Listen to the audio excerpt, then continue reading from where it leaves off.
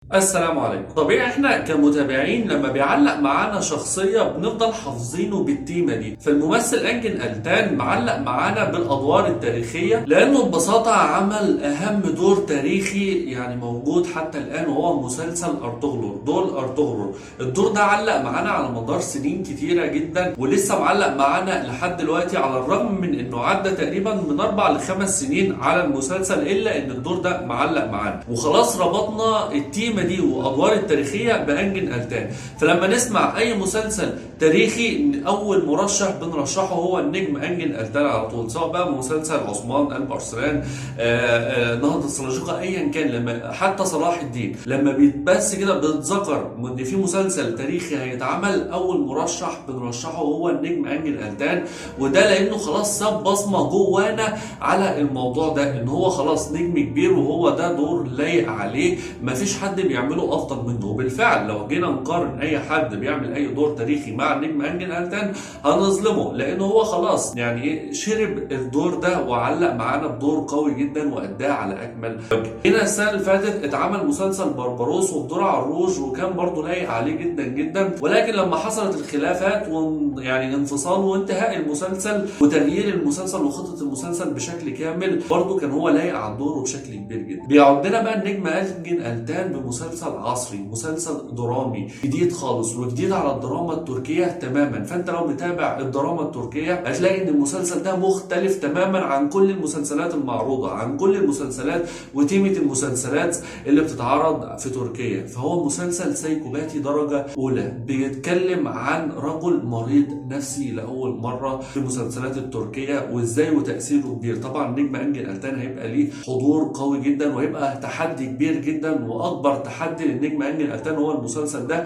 لان الناس كلها مستنياه بعد انتهاء مسلسل بربروس. وفي نفس الوقت المسلسل عامل ضجه من دلوقتي والناس كتير جدا منتظره منه الكثير والكثير، لان ده تحدي كبير لانجل التان، لان هو قرر ان هو تقريبا قال لك انا زهقت من الادوار التاريخيه، عايز اطلع نفسي من الادوار التاريخيه دي وادخل عالم الدراما. فالمسلسل ده يبقى نقله فارقه جدا في تاريخ انجل الدرامي، ان هو هل هينجح في الاعمال الدراميه العصريه ولا هيفضل حاصر نفسه في دور التاريخي والجو ده فقط لا غير. مسلسل رجل العصا بيتكلم عن رجل برمجيات، مبرمج يعني هاكر من الاخر، والتيمه بتاعته او الاسم المشهور بتاعه هو رجل العصا. متجوز عادي وعايش مع عيلته وعادي جدا، ولكن فجاه بيحصل امر يخليه غني، بيغتني فجاه كده بسبب طبعا شغله، وده بيخليه بيتعامل مع البنك، فبيقع في حب مديره البنك اللي هتقوم بدورها الممثله اليتشن سانشو. وطبعا دي مشهوره بمسلسل حب للايجار، وبرضه هيبقى تحدي كبير ليها لانها يعني مشهوره بالادوار اللي هي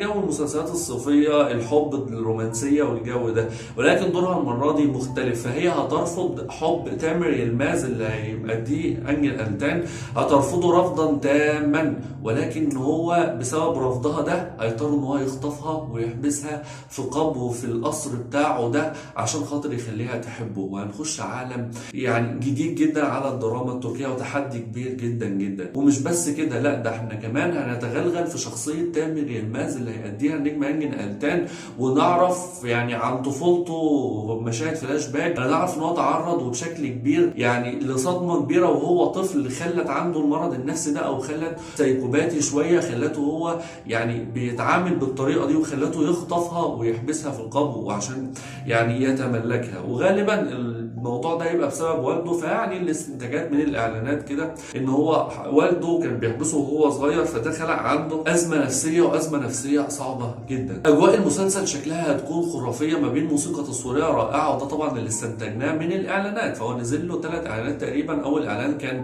يعني نوعا ما تعريف كده بسيط، بس هي بتجري وهو بيجري، طبعا ده مشهد مش هيكون في المسلسل اصلا، ولكن هو مشهد تعريفي بيعرفك ان هو بس بيلاحقها وبيلاحق دي وبيحبها وبيخطفها. وفي نزل تاني اعلانين، نزل بقى ايه ملامح مع الشخصيات مع الناس اللي موجوده واجواء اللي موجوده، وبيعرفنا ان هو متزوج وزوجته بتشتكي من الاحلام والكوابيس اللي بتجيله، وبنشوفه ان هو حياته اتغيرت ودخل قصر كبير واشترى قصر كبير. فيعني الاعلانات نوعا ما مشوقه وبشكل كبير، وخصوصا جو الموسيقى التصويريه الرائع جدا جدا. فيعني وطبعا من اهم عوامل نجاح اي مسلسل او اي عمل سواء فيلم او مسلسل لازم تكون الموسيقى التصويريه قويه، لان انت وبالذات المسلسلات التركيه، لان انت بتبقى قاعد تتفرج ساعتين ونص، فانت ساعتين ونص ومع موسيقى تصويريه مزعجه او موسيقى تصويريه مش شداك، فوش كده هتقفل المسلسل وهتتقفل من المسلسل، لان انت بتبقى حابب حاجه تخليك قاعد يعني مشدود للاحداث وبتحب الاحداث كده، وشكل الموسيقى التصويريه هتدخلنا في المود ده، خصوصا ان المود ده زي ما قلنا غريب شويه على الدراما التركيه، مود السيكوباتي والجنون والمرض النفسي ده هيبقى نوعا ما غريب شويه، فاحنا في انتظارنا مسلسل رائع جدا جدا وتحدي كبير جدا لانجن التان، عشان كده انا متوقع له ان هو هيدي ضجه كبيره، ومتوقع له النجاح، على الرغم من ان هو جاي في يوم مليء بالمسلسلات، وابرزهم بمسلسل المؤسس عثمان، يعني حاطينه في يوم صعب، يوم الاربعاء، يعني حاجه صعبه، انت بتتذاع معاك المؤسس عثمان، مسلسل المؤسس عثمان بقاله يعني سنين وعمل ضجه كبيره برضه، فيعني اختيار غير موفق، ولكن نوعا ما ممكن يبقى هو الثاني في الريت بعد المؤسس عثمان، فيعني هنشوف بقى ايه اجواء المسلسل. المفروض موعد عرض المسلسل هيبقى بكره، ولكن اتاجل اسبوع كمان، هيبقى بتاريخ 30 نوفمبر يوم الاربعاء اللي بعد القادم، مش بكره يعني ان شاء الله، فباذن الله يعني بعد ان المسلسل ده هندخله معانا في التحليل حلقه بحلقه باذن الله، ففي انتظار الحلقه لما تنزل ان شاء الله هنعمل عنها حلقه على طول. وبس كده، اتمنى تعمل لايك وشير للحلقه، ويا ريت لو انت مش مشترك تشترك في القناه وفعل زر التنبيهات عشان يوصلك اشعار بالحلقات الجديده لما تنزل، وما تنساش برضو تتابعنا على الانستجرام وعلى فيسبوك وعلى تيك توك، ولو انت على الفيسبوك تعمل فولو وتتابعنا على اليوتيوب، واشوفكم في حلقه جديده باذن الله.